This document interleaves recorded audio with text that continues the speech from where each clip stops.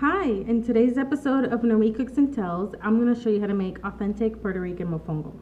Now, as I explained in my last video, mofongo is made out of the one food item that Puerto Ricans have made so many dishes out of, plantain, or we call it plátano, which is basically a large green banana, but unlike bananas, these are typically not eaten raw, which is probably why we've gotten creative making so many dishes out of it.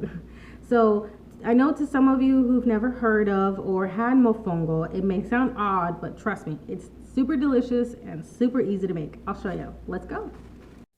Okay, so I went ahead and got 4 plantains because I'm gonna go ahead and make 2 mofongo because one for me and one for my husband. Can't leave them hanging. So for 1 mofongo though, usually 2 nice large plantains is good enough. If you get some small ones, then you might need 3. So go ahead and start off by cutting the ends of the plantain, and then we're gonna cut a slit down the plantain. It's usually easy to do it during one of the seams, or you could just do it, anywhere. And I'm going to show you how to take the skin off. It'll be fairly easy. So when you cut into the plantain, you don't want to cut too deep, just about where you feel the plantain, just about so, like here.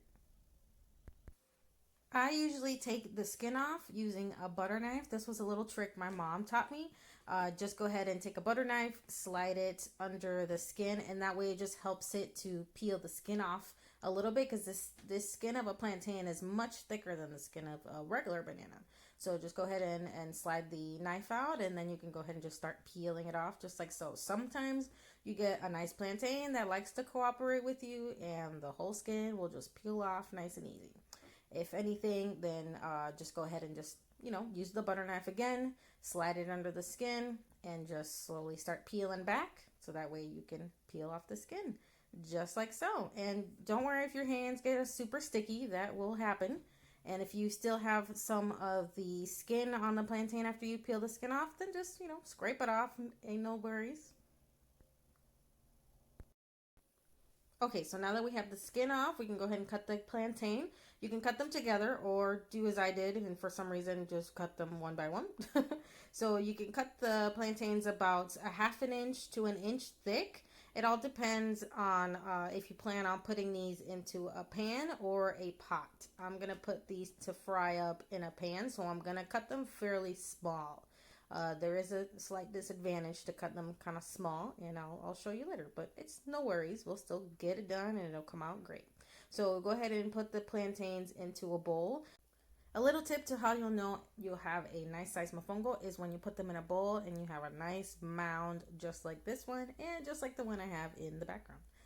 So how we do this the authentic way is using a mortar and pestle. We call it a pilon, and we're going to use it to smash up the garlic. So I used about 4 small garlic cloves. If you really love garlic, I highly recommend to add a little bit more. And I'm going to put a little bit of olive oil into the bowl so that way the garlic mixes nice and well and it doesn't stick as well. Swirl it around on the olive oil a little bit, and this is where the loud smashing comes in.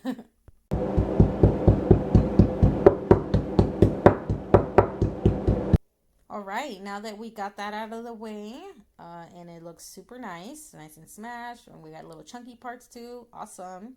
So we're gonna go ahead and add some salt and some pepper, and this is the part where you add it really just to your taste. You're definitely not gonna need too much, so just a couple pinches of salt and a couple pinches of pepper, and go ahead and mix those ingredients together. And after you're done with this, go ahead and set up a pan with some vegetable oil, or if you want to use a pot as well, that's fine too. Hey, make sure you stay till the end of the video and I'll show you how to make a simple sauce that'll really take this to the next level. We call it mayo ketchup. All right, let's get back to it. All right, so I got my oil all heated up. I have it at about a 6.5, so medium high heat. And we're not going to try and cook these until they're brown on the bottom. So we're going to cook them on each side for about 5 to 7 minutes. It just depends on how thick you cut them. So if you cut them kind of small, you don't want them to cook longer, definitely no longer than 6 to 7 minutes. So if you cut them kind of thick and you have them in a pot, then you might need to let them cook till the full 7 minutes. So we've had them cook for about 5 minutes now, and this is the disadvantage to cutting them kind of small, because sometimes you forget which ones you flipped or not. So just go ahead and do your best.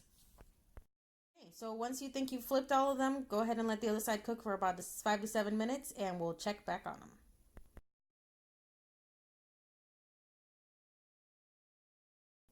All right, so my doggy was getting impatient, so we're gonna go ahead and check on them. I think they're done. If you feel like both sides are kind of hard, we don't want them brown. So remember, that's not the key here. Don't want to brown them on each side. So go ahead and just check a few of them. If they feel a little tough, then they're most likely done. So we're gonna go ahead and take them and put them in a plate with a paper towel. All right, here comes the fun part, the smashing part. So we got the plantains. Oh, my bad. Let me get my beer out of the way. So we're going to go ahead and take a few of the plantains, put them in the pilon with the garlic and the salt and pepper. And we're going to go ahead and start smashing them. So just, you see the garlic and the salt and pepper is already in there. And go ahead and smash them. So I've been smashing them for a little bit now, and I want you to see how the garlic is looking really nice in there, and there's still quite a few chunky pieces, and there's some hard pieces, so we want to get it all nice and fully and soft, where it almost looks like mushy, but trust me, it won't be mushy. So when you feel like you've got them nice to a nice mush, just like this, go ahead and just add a few more. So you definitely want to put all of the plantains, two whole plantains in there, and just keep smushing them down until you got them all nice and formed. So we're all done. So if you get some on the bottom, you're definitely going to want to scrape that off. We want to keep all of it. And here's the part where we're going to go ahead and transfer it over to another bowl. So this is just one of these like salsa bowls, and we're going to put just a little bit of olive oil in it just to make sure that it doesn't stick to the bowl, and swirl it around. The purpose of putting it in another bowl is so that way you get that nice dome shape. And go ahead and scrape it all out and get into the other bowl. And then you're going to take the same spoon and press it down so that way it conforms to the shape of the bowl. And after this, you're going to go ahead and we'll take it and put it on a plate and turn it over and give it a couple taps, and that's how you get it off. But before I show you the final product, I'm going to go ahead and show you the sauce. So you're going to need some garlic powder, some mayonnaise, and some ketchup for this mayo ketchup. So this is the simplified version. My mom likes to spice it up and add sometimes a little bit of sugar and a little bit of milk, but this is just the simplest way to do it. So you're going to do maybe about a tablespoon and a half or 2 tablespoons of ketchup, and then 2 small spoonfuls of mayo. We usually don't measure this. This is just super eyeballed. And then sprinkle some garlic powder on it. And we're going to go ahead and give it a stir. Another way to enjoy the mofongo is also having it with some chicken broth. But I really love having it with the mayo ketchup. And here's the big reveal. So go ahead and pair it with your mayo ketchup sauce, and we're gonna just devour it. It came out so yummy and so delicious. And like I said, if you love some garlic, feel free to add a little extra garlic in there. Make sure you add that butter and have it with some mayo ketchup. So I just showed you how to make the vegetarian version of it, but mofongo also goes great with smashed pork rinds in it, or you can pair it with fried pork or fried chicken, or just even a nice side salad like I did. But I'm gonna warn you, now that you know how to make mofongo, they're super addicting. So hit that subscribe button if you enjoyed this video, and if you really like this video, then give it a thumbs up. That'd be super nice too. All right, till next time, bye.